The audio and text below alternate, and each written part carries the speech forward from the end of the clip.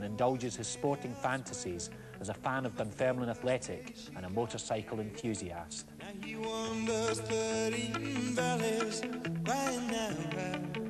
Stuart Adamson, bagpipe guitarist extraordinaire, you've been brought into the cage to defend yourself. We're surrounded by these motorbikes. What's the connection between big country and the motorbiking scene?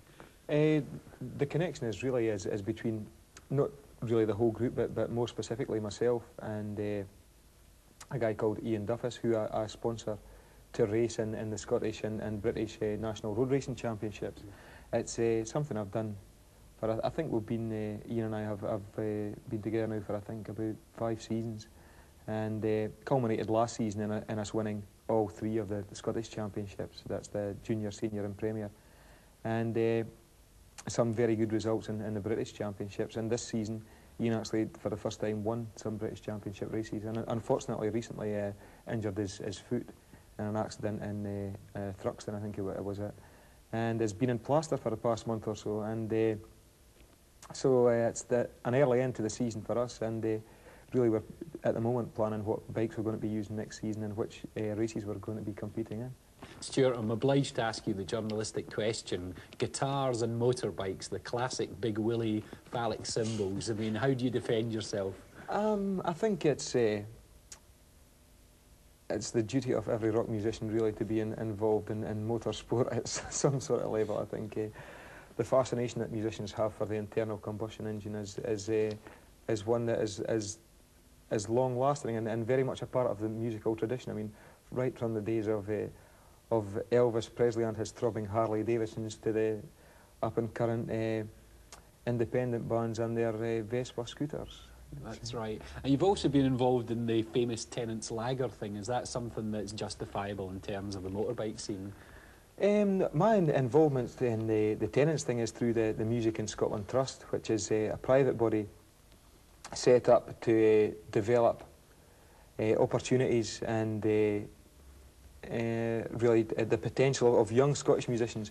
I think the sad thing about the music scene in Scotland is that there are very few opportunities for young musicians to actually go and play and go and learn something about being involved in the music business before they're snapped up by people who are involved in it really as big businessmen.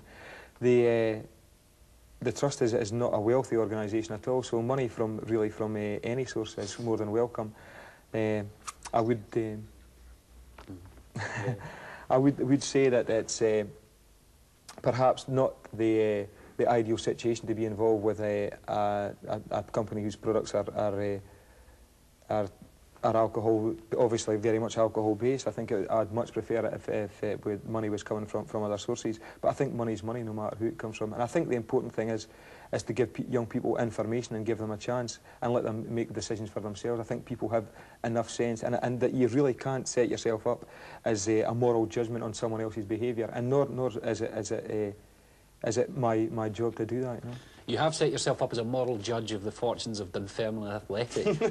Yeah, how are they to be morally judged at present? I think I have a great admiration for Jim Leishman, the manager, and for the club in general. I'd say it's a fascination I've had with the side since I was probably, I think, 8 years old when I first went there, which is 22 years ago for those pop fact finders out there. You know?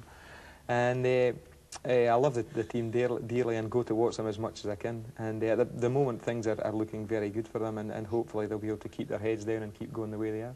Stuart, you've just come back from a historic trip of Moscow, historic in the fact that thousands of journalists ended up in pools of their own vomit. Did you enjoy the trip?